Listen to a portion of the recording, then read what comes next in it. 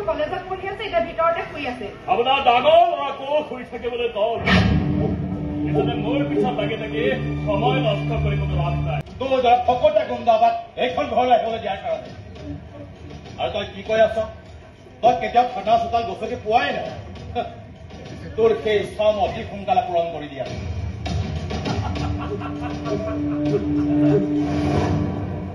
ঠিকাদাৰ এজনে মোৰ এগেইনষ্টত কমপ্লেইন দিছে। মই সেইটো তাত টেণ্ডাৰ উঠাই লোৱাবলৈ কাৰণে ধমকি দিয়া আৰু কমপ্লেইন পোৱাৰ লগে লগে মই FIR খন ৰেডি কৰিবলৈ দিছো। ক'ত থানালৈ চোচৰাই আনিবলৈ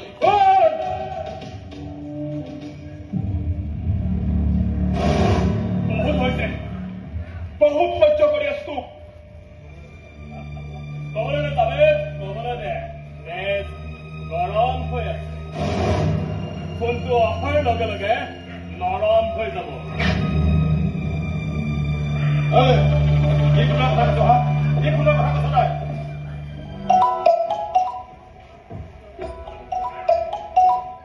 আংকু পাংকু ব্লকবোৰ গাড়ী এৰি দিবলৈ কওঁ। বছক মই সোনকালে পিক আপ কৰিবগৈ লাগে। কিয় এই ৰাজপথত তহঁতৰ স্মৰণীয় কথা বুলি ভাবিছ নেকি? আমি লিষ্ট পাইছিলো এইটো ৰাস্তাৰে ব্লেক পানী সৰবৰাহ হয় বুলি। সেই বুলি কি তই গছৰ গাড়ী চেকিং কৰিবি? ইমান কাম তোৰ বস্তু আৰু দেৱতা নহয়। তোৰ ভাগ্য ভাল যে বছে কেতিয়াও চিৰিয়াছলি লোৱা নাই, নহলে তোৰ গাত লাগি থকা এই খাকী পোচাকটো কেতিয়াবাই আঁতৰি নাইকিয়া হৈ গ'লহেঁতেন। তেনেকুৱা কিবা এটা হোৱাৰ আগতে তোক আৰু তোৰ বছক মই নাগত কৰি পেলাম। আৰে এনেকুৱা অৱস্থা কৰি তহঁতৰ যাতে ভৱিষ্যতে কোনেও দেৱৰাজ হবলৈ সাহস কৰিব নোৱাৰে।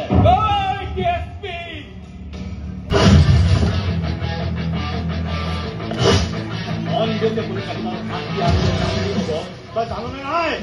আৰু মোৰ গাটো আৰু পৰিণাম কি বেয়া তই অতি সোনকালে বুজি পাবি।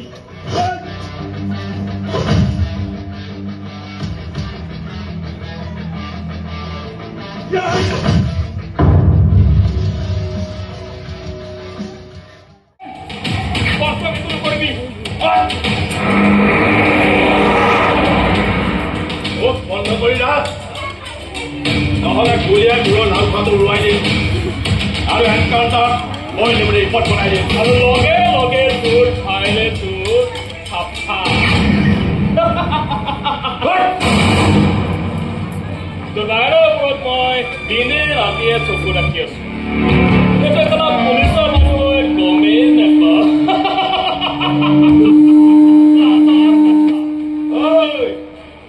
মোৰ ভাইটোক যদি কিবা কৰা নহয়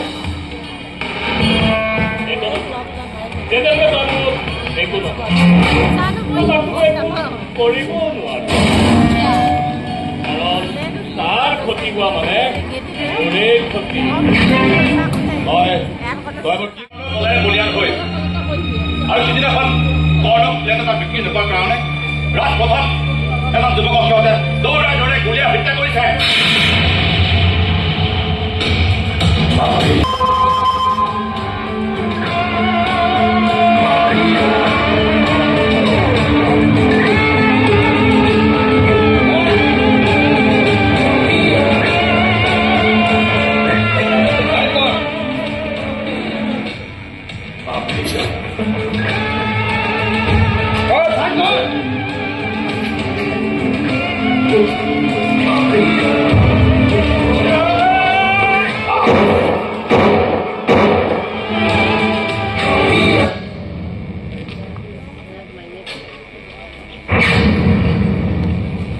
ডিপাৰ্টমেণ্টে কৈ দিছো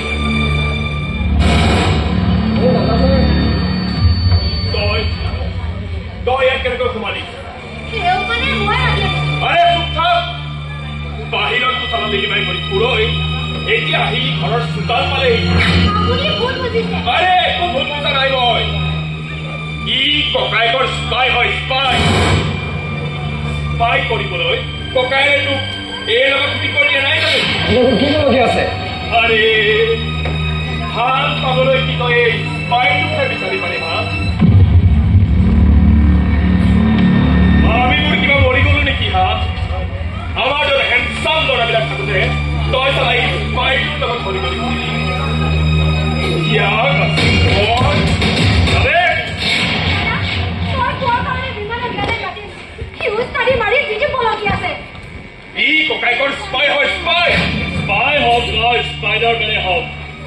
যদি মই আপত্তি কৰা নাই তই আপত্তি কৰিবলৈ কোন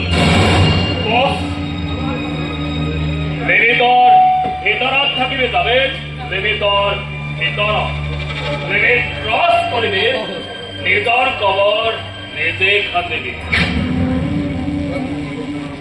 মই বহু পুৰণা মানুহ আছিলি পুৰণা হলে বুলিয়ে মামৰে কোৱা বস্তু বৰ বেছি দিনলৈ ৰাখি থোৱাৰ পক্ষপাতি কিন্তু মই নহয়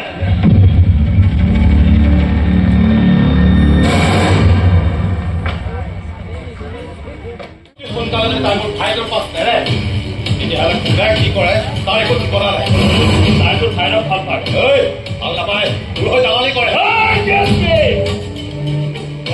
যি কবি কিন্তু ভণ্টিৰ ক্ষেত্ৰত চাই চিতি শব্দ ব্যৱহাৰ কৰিবি তেনেহ'লে ভনীয়েৰক সযতনে নিজৰ ঘৰত সাঁচিৰা তোৰ দৰে কোনোবা এটা ভনীয়ে কৈছিলি মোৰ ঘৰত বোৱাৰী ঘৰ সপোন দেখে সেই সপোন মই ভাগি চিগি চুৰমাই কৰি পেলাম যদি সেয়াই হয় তেনেহ'লে সাৱধানে ৰাখিবি তোৰ ভাইৰক ভণ্টিৰ আশে পাশেও যদি দেখা পাওঁ দাদা দাদা বুলি মাতিবলৈ টাইম নেপাব কাৰ টাইম আহে আৰু কাৰ টাইম যায় সেয়া সময়ত হ'ব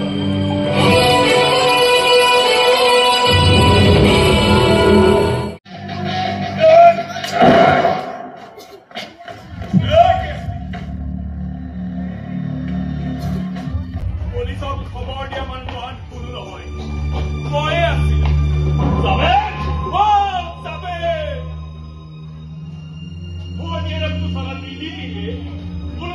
তই মোৰ ওপৰত হাতহে তুলি আজি হিচাপ কৰা মই এতিয়া কেনে বজা এতিয়া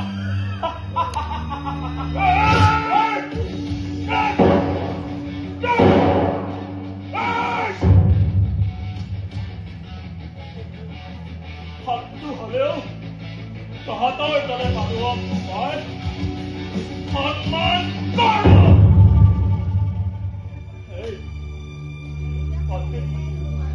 ভণ্টিক একো নকৰিবি তাই বৰ ভাল ভাল মানুহবোৰক ভালদৰে থাকিবলৈ দে বেয়া মানুহবোৰ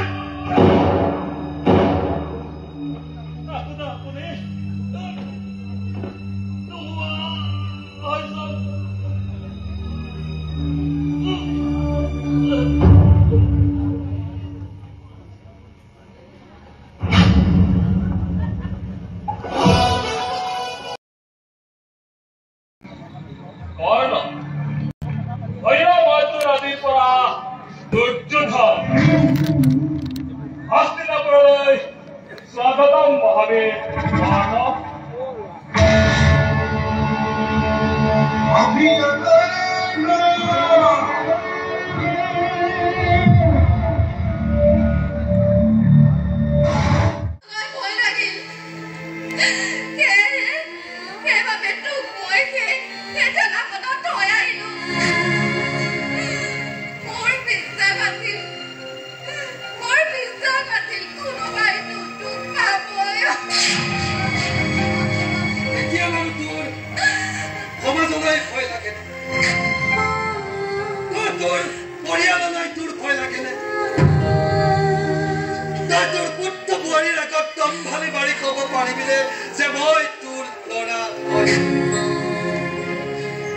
এইখন ঘৰৰ ডাঙৰ ল'ৰা হয় অবৈধ সন্তান